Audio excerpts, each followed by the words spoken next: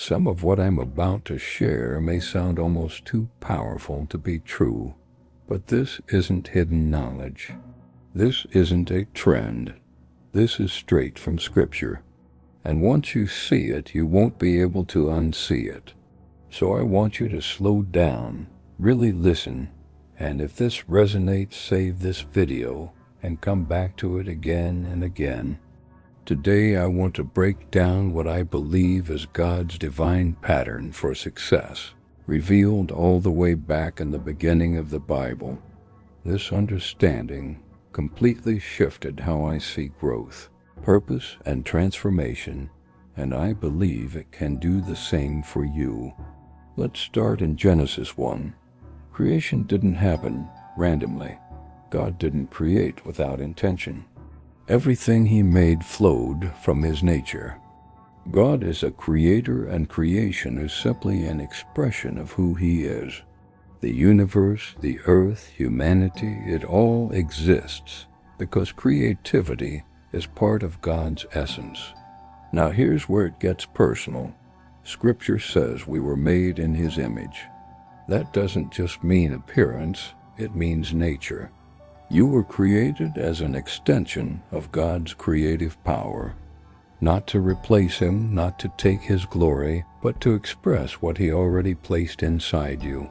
That's why the first instruction God gave humanity wasn't wait or struggle or survive. He said, "Be fruitful, multiply, replenish, subdue, have dominion." Notice the order. First comes be, then comes do, and only then comes have. This is the pattern, over and over again. We try to reverse it. We say, if I have more, then I'll do more, and then I'll become more. But God's design works the opposite way. When you become aligned with who God created you to be, and when your actions flow consistently from that identity, results are inevitable. Being fruitful means operating from purpose. Multiplying means expanding what God already placed in your hands. Replenishing means restoring what was lost.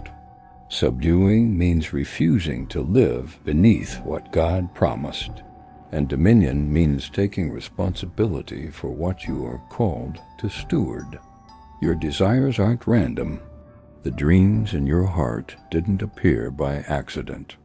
God does not plant vision without intention. If something keeps calling you forward, it's because it's connected to who you were created to be. Think about it this way. Every single thing you see around you, every building, every invention, every solution to a problem started as an invisible thought in someone's mind. That ability to imagine what doesn't yet exist, that's the image of God operating through you. You carry the same creative DNA as the one who spoke worlds into existence. But here's the truth most people miss. You can't create from a place of emptiness. You can't build from exhaustion. You can't multiply what you haven't first become. That's why identity always comes first. Not what you do. Not what you achieve, but who you are at your core. When you understand who you were created to be, your actions change. You stop chasing. You stop forcing. You stop living in survival mode. Instead, you begin to operate from a place of abundance, alignment, and authority. You start moving with purpose instead of pressure. And when your doing flows from your being, the having becomes a natural result, not because you manipulated it, not because you hustled yourself into the ground, but because you positioned yourself in alignment with God's original design. This is why so many people feel stuck. They're working hard, but they're working from the wrong foundation. They're trying to have before they've become. They're trying to do before they've aligned. And no matter how much effort they put in, something still feels off. But when you reverse that, when you start with being everything shifts.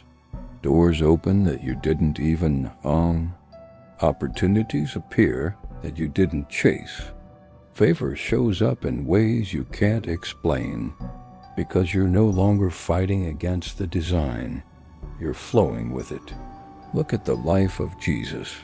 Before he performed a single miracle, before he preached a single sermon, before he changed the world, there was a moment at his baptism where the Father declared, "This is my beloved Son, in whom I am well pleased." Identity came before action. Approval came before achievement. Being came before doing. And that's the same invitation extended to you. You don't have to prove yourself to access God's power. You don't have to earn what he's already given. You simply need to step into who he says you are. The enemy wants you confused about this. He wants you striving, stressed, and stuck in comparison. Because when you don't know who you are, you'll spend your whole life chasing what was already yours. But when you know your identity, when you're rooted in the truth of whose you are, everything changes. Your prayers change. Your decisions change. Your relationships change. Your work changes. Because now you're operating from overflow, not from lack. This isn't about ego. This isn't about control. This is about alignment. Everything we have, our imagination, our ability to create, to grow, to envision, comes from God, and gratitude keeps us grounded in that truth. So if you ever feel stuck, if transformation feels hard, if you don't know where to begin, come back to this pattern: be, do, have. Ask yourself, who has God called me to be? Not what do I want to achieve, not what do I want to have, but who am I becoming? Because everything flows from that answer. When you get clear on your identity, your actions become intentional. And when your actions are intentional, your results become inevitable. It's simple, but it's powerful, and it works because it's divine. I'm ending the video here. If this blessed you, share it with someone who needs clarity right now. I love you, and I'll see you in the next video. That's all I wanted to share today. Take a moment, sit with this, and let God speak to you personally. If this blessed you, pass it on to someone who needs it. I love you so much. Stay covered, and I'll see you in the next video.